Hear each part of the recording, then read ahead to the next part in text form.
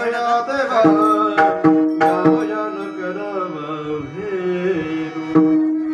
ನಾವು ಸೇವಾದ ಬಗ್ಗೆ ಯಾಕೆ ನಾವು ಫೋಕಸ್ ಮಾಡಿ ಮಾತಾಡಕತ್ತೆ ಗೊತ್ತದೇನು? ಅಭಂಗಕ್ಕೆ ತೆಗೆದುಕೊಂಡಿರುವಂತಹ ಸೂತ್ರ ಮೊದಲಾಗಿ ಅದ ಹೇಳ್ತದೆ.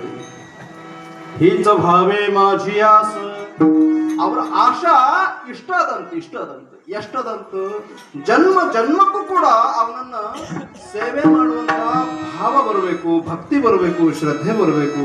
ಅಲ್ರಿ ತುಕಾರಾಮ್ ಮಹಾರಾಜರು ಒಂದು ಜನ್ಮದ್ದು, 2 ಜನ್ಮದ್ದು, 3 ಜನ್ಮದ್ದು ಸೇವೆ ಮಾಡಿದವರಲ್ಲ.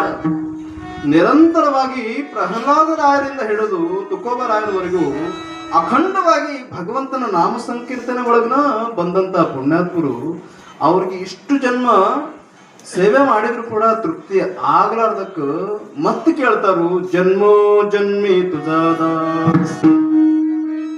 ಅದಕ್ಕ ಹಂಗಾದ್ರೆ ಈ ದಾಸರ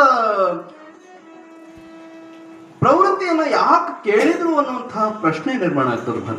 ಹಂಗಾದ್ರೆ ದಾಸರಾಗ್ಬೇಕು, ನಿನ್ನ ದಾಸ ನಾನಾಗ್ಬೇಕು ಅಂತ ಹೇಳಿ ತುಕಾರಾಮ್ ಮಹಾರಾಜರು ಕೇಳ್ತಾರು. ಅಂದ್ರೆ ಆ ದಾಸ ಅವಸ್ಥೆ ಒಳಗ ಅಂಥದ್ದೇನದು, ಹಂಗಿದ್ರೆ ಅಂಥದ್ದೇನದು ಅಂತ ನೀವು ನನಗೆ ಪ್ರಶ್ನೆ ಮಾಡಿದ್ರೆ ತುಕಾರಾಮ್ ಮಹಾರಾಜರು ಇದಕ್ಕೆ ಉತ್ತರ ಕೊಡ್ತಾರೆ. ಏನಂತ ಹೇಳಿದ್ರು, ದಾಸ ಜರ್ ನಾನಾದ್ರ ನೀನು ನನ್ನ ದಾಸ ಆಗ್ತಿ ಅನ್ನುವಂಥದ್ದು ಒಳಗಿನ ವರ್ಮುರಿ. ಇದು ಜರ್ ಕರ್ತು ನೀವು ಒಬ್ಬ ಪತಿವ್ರತ ಹೆಣ್ಮಗಳದೀರಿ ಅಂತ ತಿಳ್ಕೊಳ್ಳಿ. ಒಬ್ಬ ಪತಿವ್ರತ ಗಂಡನ ದೇವರು ಅಂತ ಹೇಳಂದು ಆರಾಧನೆ ಮಾಡ್ತಾ ಗಂಡನನ್ನ ಅವನ ಮನಸ್ಸನ್ನ ಗೆಲ್ಲುವಂತಹ ದಾಸಿಯಾಗಿ, ಅಂದ್ರೆ ಅವನ ದಾಸಿಯಾಗಿ ಅವನ ಕಾನಕ ಕಸ ಆಗಿ ಬಿದ್ದು ಜರ್ ಸೇವಾ ಮಾಡಿ ಅವನ ಮನಸ್ಸನ್ನ ಗೆಲ್ಲುವಂತ ಕೆಲಸ ನೀವು ಮಾಡಿದ್ರೆ ಆ ಗಂಡ ಏನ್ ಮಾಡ್ಬಿಡ್ತಾನು ಅಂತ ಹೇಳಿದ್ರೆ ನಿಮ್ಮ ಸಲುವಾಗಿ ಸರ್ವಸ್ವ ಕೊಡಕ್ಕೂ ಕೂಡ ತಯಾರಾಗಿ ಬಿಡ್ತಾನೆ. ಯಾಕಂದ್ರೆ ಪ್ರೀತಿಗೆ, ವಿಶ್ವಾಸಕ್ಕ, ನಂಬಿಕೆ ಇಟ್ಟು ಅದು ಹೆಂಗಿರ್ಬೇಕು ಅಂತ ಹೇಳಿದ್ರೆ ಎಲ್ಲವೂ ಶುದ್ಧವಾಗಿರ್ಬೇಕ್ರಿ.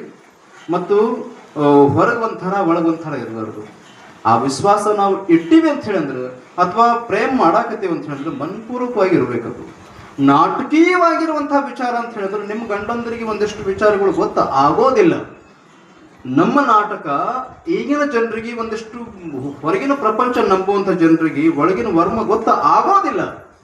ಯಾಕೆ ಗೊತ್ತಾಗೋದಿಲ್ಲ ಅಂದ್ರೆ ಅಷ್ಟು ಸೂಕ್ಷ್ಮ ಇರೋದಿಲ್ಲ. ಆದ್ರೆ ಒಳಗಿರುವಂತಹ ಪರಮಾತ್ಮಗಂತೂ ನೀವು ಎಂತಹ ಆಟ ಆಡಿದ್ರು ಕೂಡ ಗೊತ್ತಾಗ್ತದೆ. ಯಾಕಂದ್ರೆ ಅವ್ ಹೆಂಗದನು ಅಂತ ಹೇಳಿ ಅಂದ್ರೆ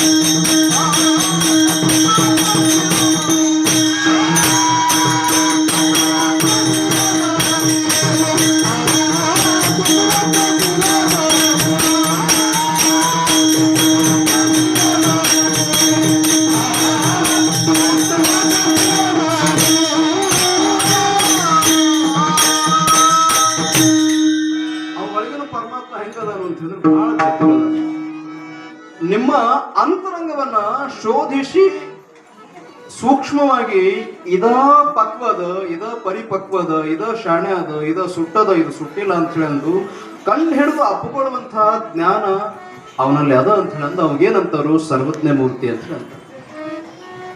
ಆ ಪರಮಾತ್ಮಗೆ ಎಲ್ಲವೂ ಸಾಧ್ಯ ಅದು. ಹಂಗಾಗಿ ನಾವೇನ್ ಮಾಡ್ಕೋಬೇಕು ಅಂತ ಹೇಳಿದ್ರೆ ಏನು ವಿಶ್ವಾಸ ನಂಬಿಕೆ ಇಡ್ತೀವಿ ಅದನ್ನ ಹೆಂಗ್ ಇಡಬೇಕು ಅಂತ ಹೇಳಿದ್ರೆ ಪರಿಶುದ್ಧವಾಗಿರುವಂತಹ ಮನುಷ್ಯನಿಂದ ಇಡಬೇಕಂತ.